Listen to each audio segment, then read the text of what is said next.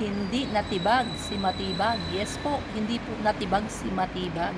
Isipin nyo, introduction pa lang ni Luistro, ni Congressman Luistro.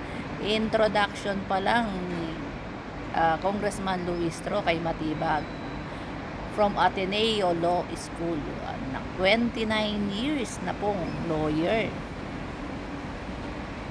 Ano pala siya? Ano, Ateneo? Tindi. Ang tindi pala nito. Hindi po natibag si Matibag. Alam nyo, ang tindi po ng mga pahayag ni Matibag kanina. Kung napanood nyo po yung day 8 ng impeachment trial kanina. Talagang sapul. Hindi niya sinabing nag-hire ng assassin. Killer. Killer po. Killer. Galing mismo sa bibig ni Sayad. Kaya ang ginagawa ng defense, sinisira nila yung kredibilidad ni Matibag na hindi natibag. Na hindi natibag. So hanggang doon na lang sila. Napunta na po sila sa subpena. Kung pinadalan siya ng subpena, sinabi ng Anichis Escudero na hindi naman pinadala ng mga invitation lang. So ayan na nga po, antindi ng mga pahayag ni Matibag kanina. Diba? Ateneo Law School pala itong tao na ito, 29 years ng lawyer.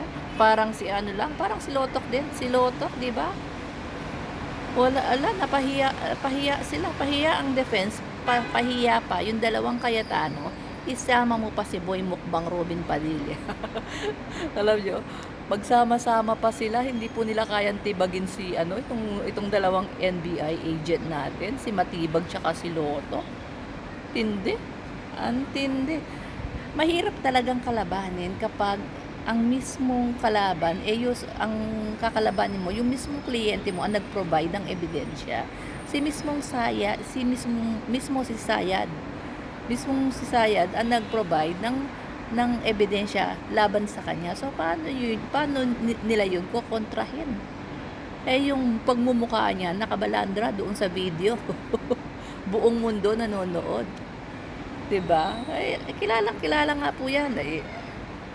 Sa tatay niya pa lang, kilalang killer na 'yan sa ibang bansa. Yung mga na mga leader, kaya nga hindi yan pinapansin sa ASEAN Summit, 'di ba? At wala siyang mga invitation sa ibang bansa, sa bandang Europe, ayaw sa kanya. Dahil naaawa yung mga ibang bansa. Isipin mo mismo mga ibang bansa na naaawa dun sa mga pinagpapapatay niya mga kapwa natin Pilipino. Mismong kababayan niya. Bagay, love na love niya kasi yung pinanggalingan ng nanay niya at lolo niya. Tapos si Sayad si Sayad din nagbanta. Napanood din ng buong mundo. Crazy ang tawag sa kanya. Crazy. Ng ibang lahi, ng ibang bansa. Crazy woman. Isipin nyo, ha? So, yan po.